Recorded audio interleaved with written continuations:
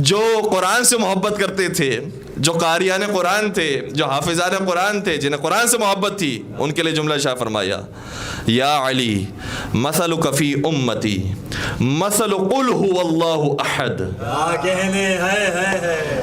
اے علی تمہاری مثال اس امت میں ایسی ہے کہ جیسی پورے قرآن میں سورہ توحید کی مثال ہے۔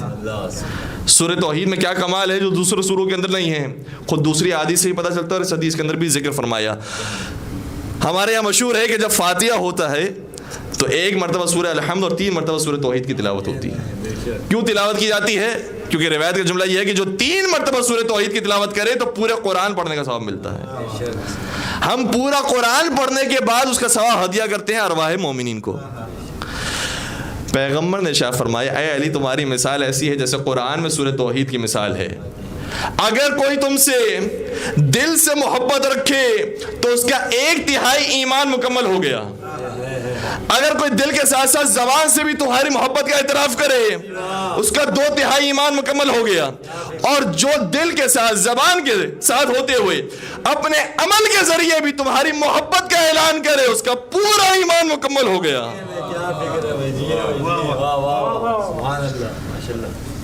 1 مرتبہ سورہ توحید پڑھنے سے 1/3 قرآن کا ثواب ملتا ہے، 2 مرتبہ سورہ توحید پڑھنے سے 2/3 قرآن کا ثواب، 3 مرتبہ سورہ توحید پڑھنے سے پورے قرآن کا ثواب ملتا ہے۔